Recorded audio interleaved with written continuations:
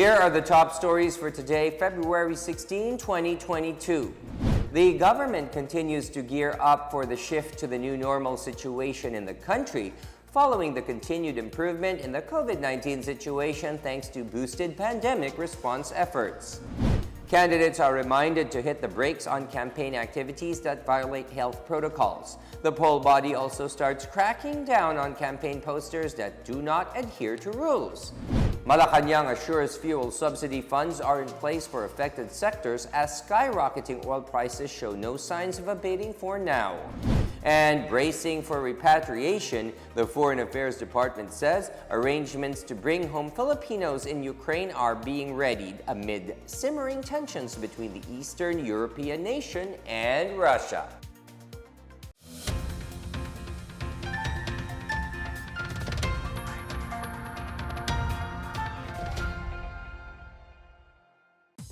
Good day, I am William Theo. Welcome to the PNA Newsroom. The government is already preparing for the shift to new normal as the country is now back to low-risk classification for COVID-19. The National Capital Region is currently at low-risk classification based on the growth in cases, average daily attack rate, and health systems capacity. Health Undersecretary Maria Rosario Vergeres said the average daily cases per day from February 8 to 14 is 56% lower than the infections logged from February 1 to 7. She said the country's steady decline in new COVID-19 cases had helped in managing the national health system capacity. Acting presidential spokesperson and Cabinet Secretary Carlo Nograles, meanwhile, attributed the latest COVID-19 situation to the cooperation of the public by strictly adhering to the minimum public health standards and availing of the COVID-19 vaccine shots. He said the government's COVID-19 pandemic response and strategic plans will be turned over to the next administration. Nograles is referring to the government's Phase 5 of the COVID-19 National Action Plan that will secure a smooth transition of the pandemic response strategies. Ilulunsad na NAP 5, no? Yung National Action Plan Phase 5 po natin.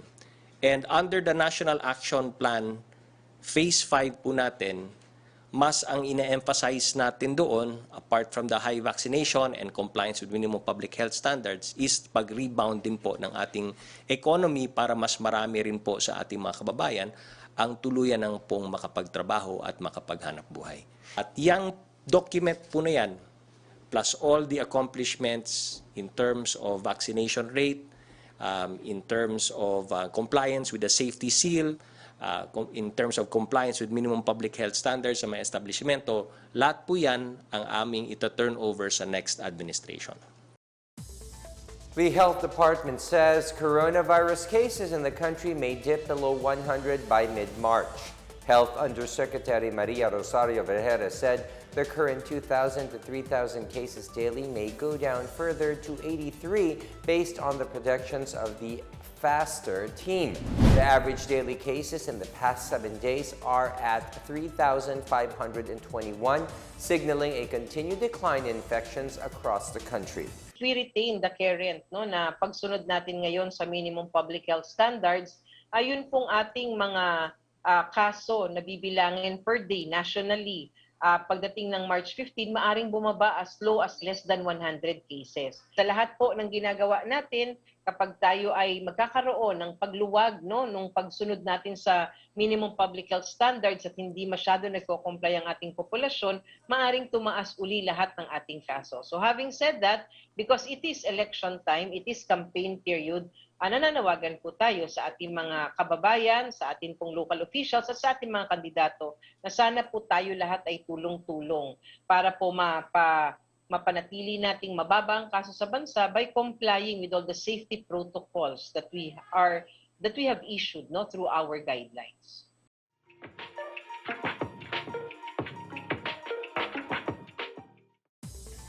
The Commission on Elections reminded candidates to strictly follow physical campaign guidelines to prevent the spread of COVID-19. This after the Comelec received several reports that some campaign sorties have not followed campaign protocols, particularly the wearing of face masks and physical distancing.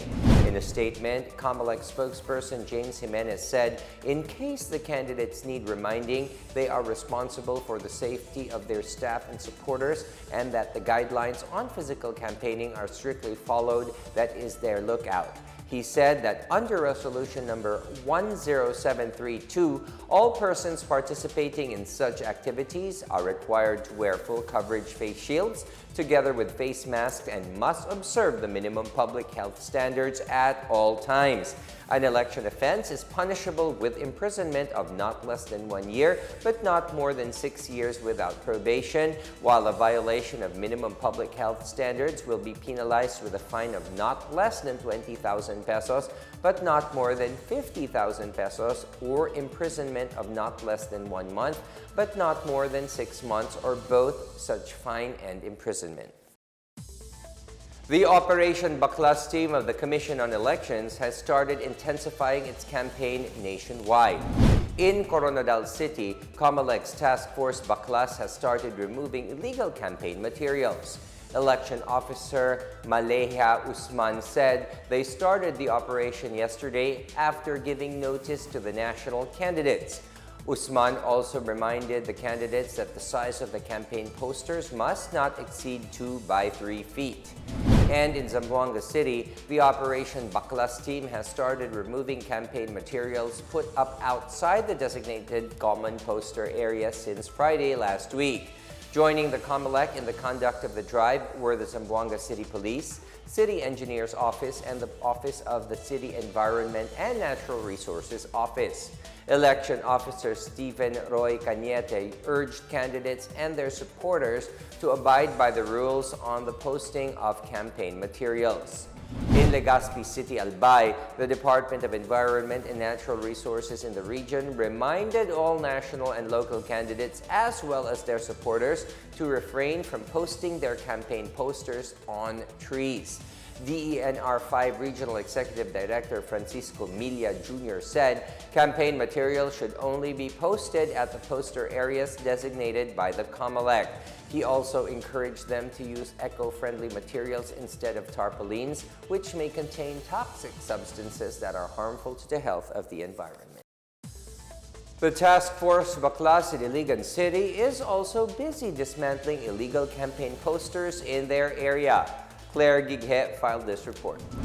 To ensure an orderly and fair election campaign, the Task Force Baklas in Iligan City was reactivated to tear down and remove all election materials posted in areas not designated by the Commission on Elections or Comelec. Election Officer Attorney Joel Dexter Nagtalon said this is a composite task force with a mandate to remove all prohibited campaign propaganda materials pursuant to Comelec Resolution 10730, which implements the provisions of the Fair Election Act. That resolution, kailangan meron tayong common poster areas.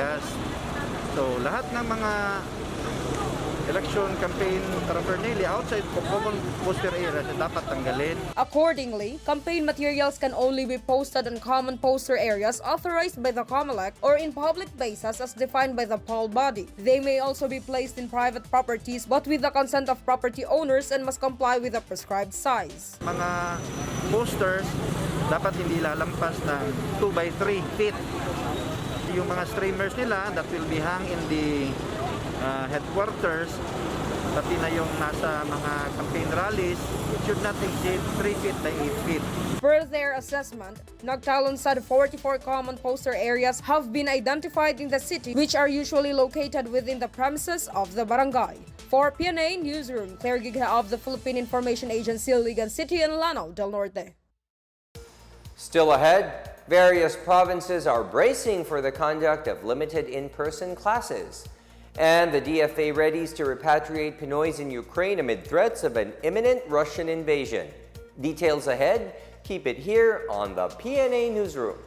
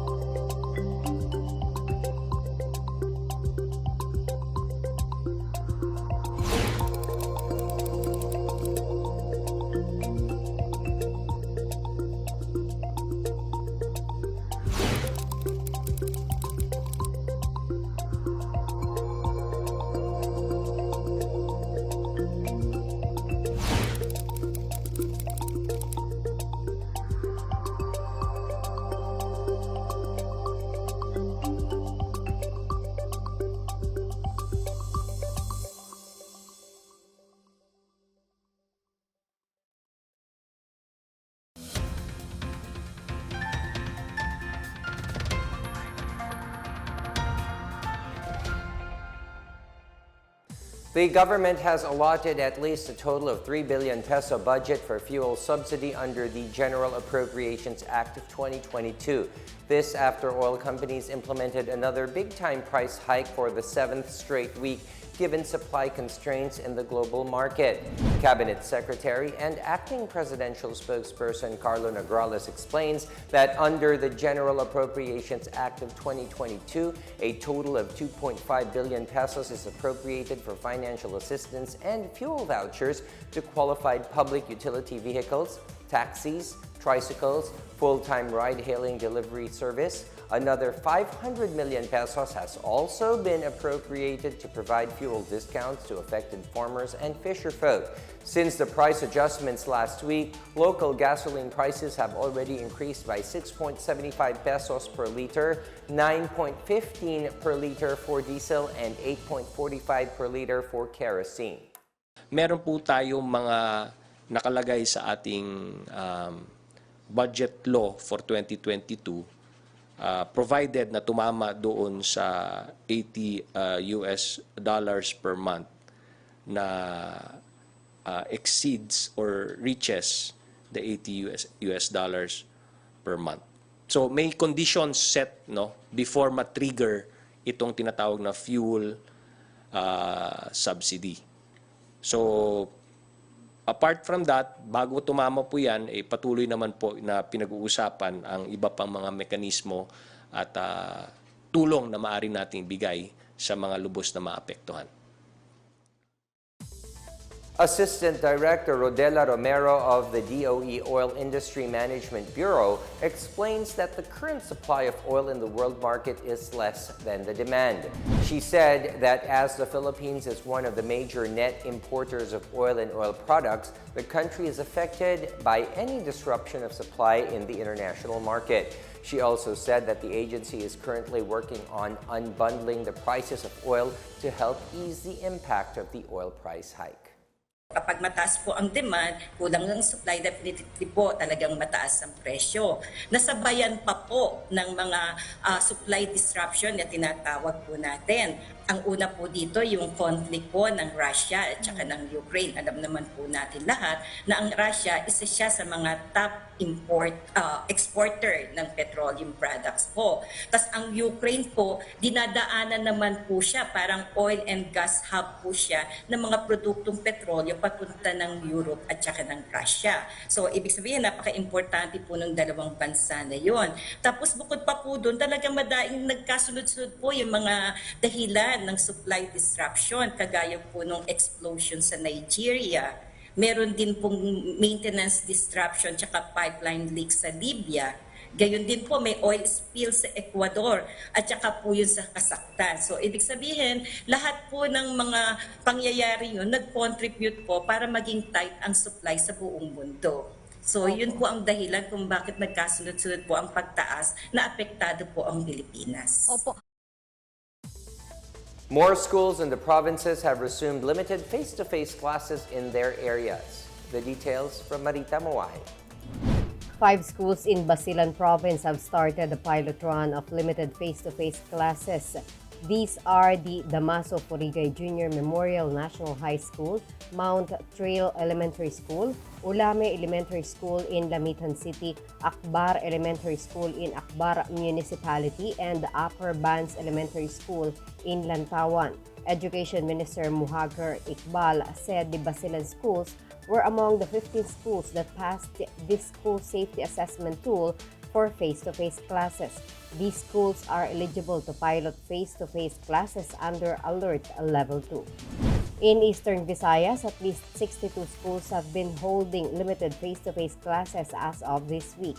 Of the 62 schools, 11 have resumed in-person learning on November 15, 9 campuses on December 6, another 9 on February 7, and 33 on February 14. The Education Department has already listed 434 schools in the entire region for the progressive expansion of limited face-to-face classes.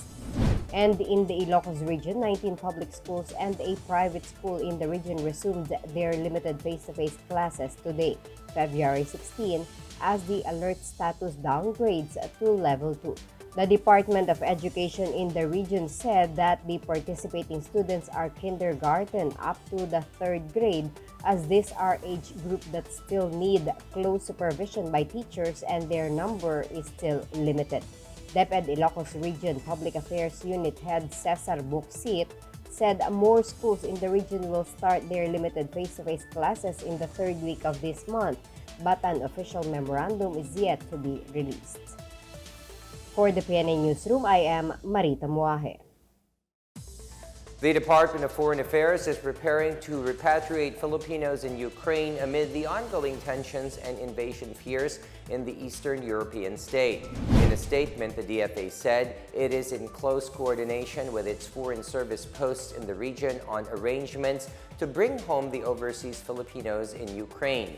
Discussions are ongoing with the Filipino community as well as other governments and international partners to assist Filipinos who wish to relocate to more secure areas. The DFA urged Filipinos in Ukraine to keep communication lines open, wait for updates and instructions. In a separate statement, Filipino community group United Filipino Global Ukraine said the Philippine Embassy in Warsaw, Poland already advised them to leave the European state while they can. Filipinos in Ukraine are advised to contact the embassy as early as possible. Filipinos may be among the nationalities expected to join a new influx of refugees in the heart of Europe once Ukraine is invaded. Polish Deputy Interior Minister Maciej Wąsik said they are considering the possibility of nearly 1 million Ukrainian refugees coming to the country. He said that under the Geneva Convention, these people will be under Polish protection. The Center for European Policy Analysis, however, said that the European Union and the Visegrad Group officials should evaluate whether the first reception and transit countries are ready for the refugee influx. It pointed out that Poland, like other EU countries, will not open its arms to Ukrainian asylum seekers. The House Committee on Legislative Franchises approved the measure renewing the franchise of Intercontinental Broadcasting Corporation or IBC-TV for another 25 years. Albay Representative Joey Salceda, principal author and sponsor of House Bill number 5404, said the franchise extension would help provide a stronger role in disaster preparedness and participative governance. He said the IBC's programming must be geared towards disaster announcements such as the Laging Handa briefings. He noted that the network was also tapped to air educational programs to aid remote learning during the COVID-19 pandemic. Salceda said the IBC can serve as an avenue for the public to air out their concerns and directly interact with concerned officials. Its existing franchise under Republic Act number 8954 granted the IBC a franchise to operate until September 2025. IBC is a state-owned broadcasting corporation under the Presidential Communications and Operations Office or PCOO. A new laboratory has opened in Cantilan, Surigao del Sur to serve rice farmers and help eliminate pest infestation and rice farm diseases in the area. The Biological Control Agent Laboratory will benefit rice farmers in Cantilan and 4 other towns. The Department of Agriculture Region 13 said the laboratory will supply biocon agents such as Metarhizium anisophyllae, a fungus that controls the population of black rice bug, locusts, mosquitoes, and soil termites. The laboratory will also conduct mass production of other biological control agents and intensify the promotion of integrated pest management and biological control of pests and diseases. The DA also handed over to the Cantilan Town Government the equipment and materials for the laboratory, which included a fabricated laminar flow hood, a heavy-duty blender, and a pressure cooker.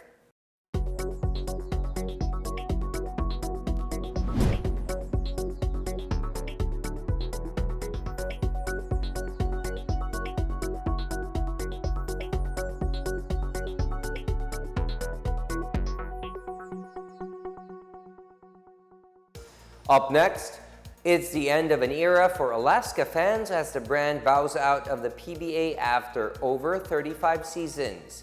And how many hours on average does the world spend online?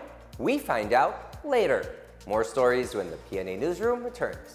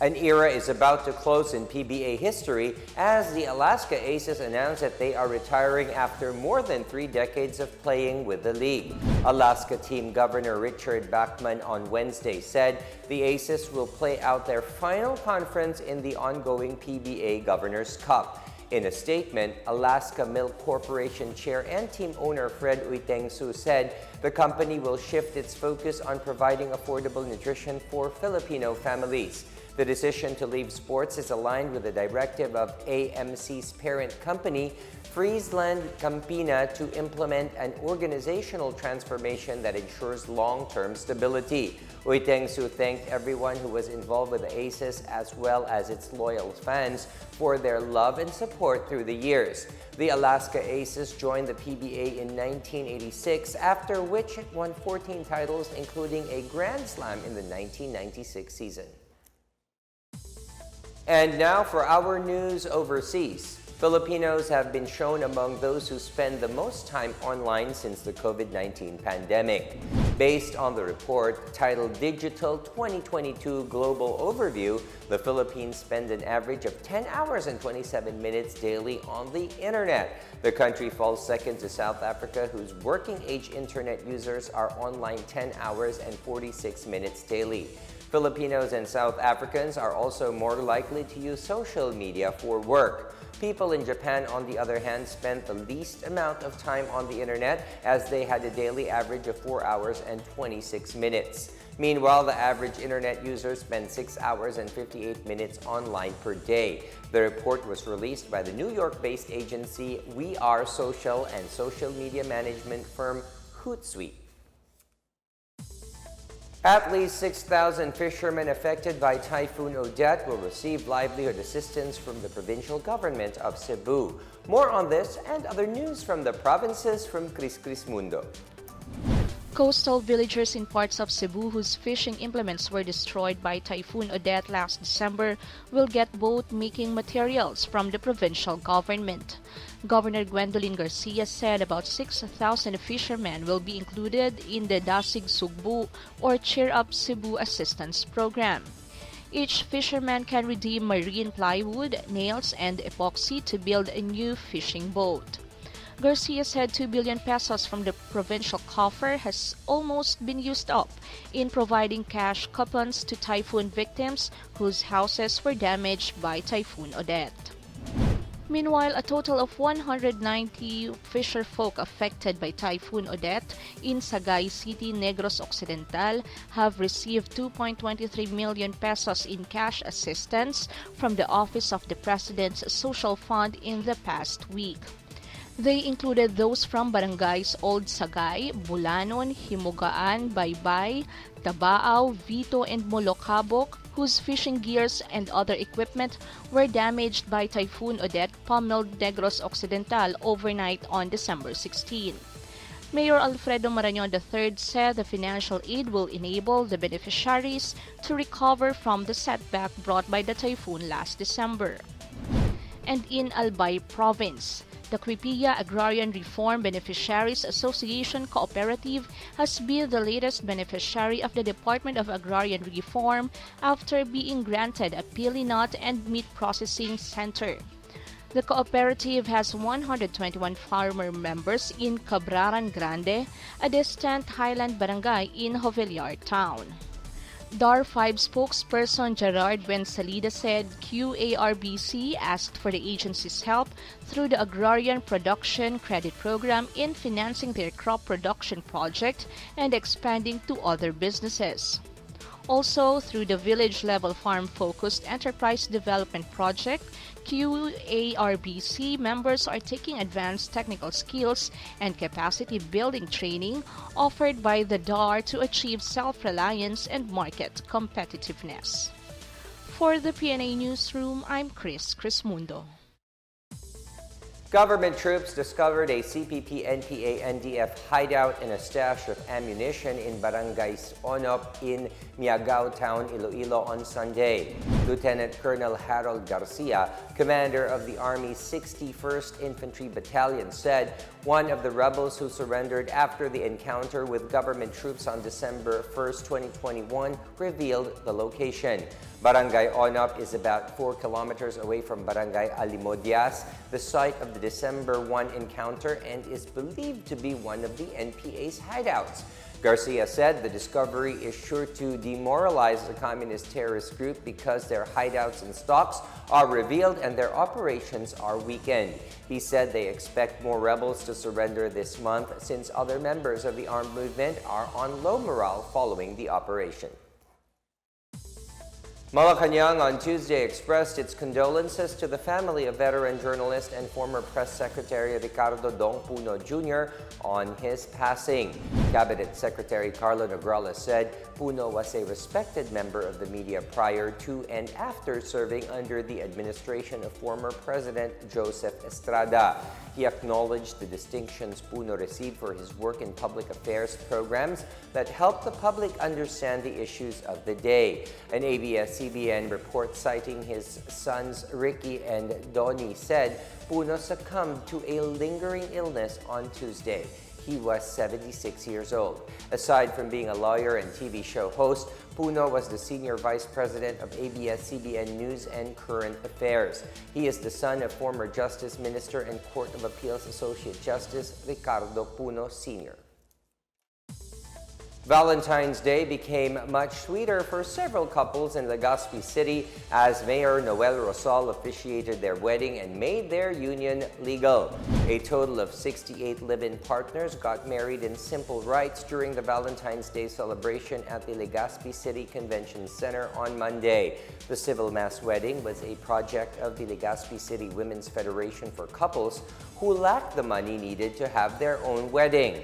Geraldine Rosal, LCWF president and the mayor's wife, encouraged the newlyweds to become responsible parents and teach their children good values to become good citizens of the country. She urged them to become good providers to their families so that they can give their children a better future. Meanwhile, in Camarines Sur, at least 10 live-in partners also tied the knot under a project of the Bombon Municipal Police Station. Regional Police Chief Brigadier General Jonel Estomo cited the importance of the sacrament of matrimony and that a happy family is the foundation of a strong, peaceful community.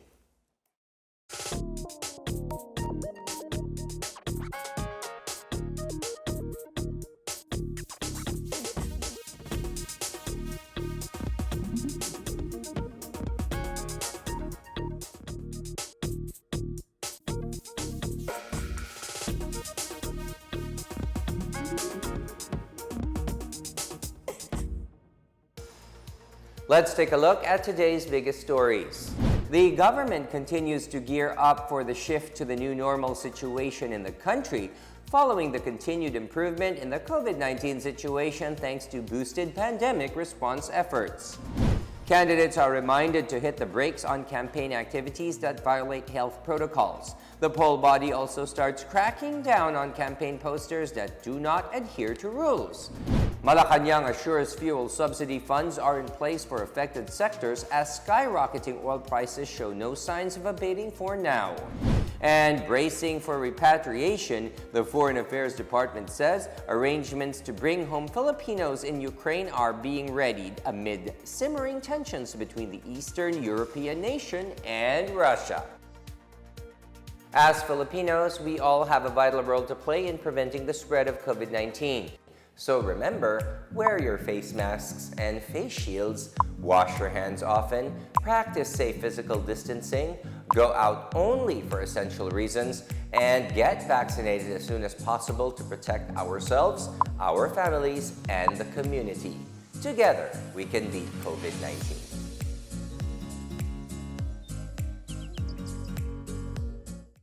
Thank you for watching another episode of the PNA Newsroom. For more news content, check our webpage or log on to the Philippine News Agency's Facebook and Twitter accounts. For more stories about the government and how it serves Filipinos, look for these hashtags in all of our social media platforms and websites. We are shown on the pages of the PCOO and its attached agencies. Also, watch us on television on PTV4 and IBC 13. And that's your daily dose of the biggest stories that you need to know from the PNA Newsroom. We tell stories that inspire change. I am William Theo. Good day, everyone.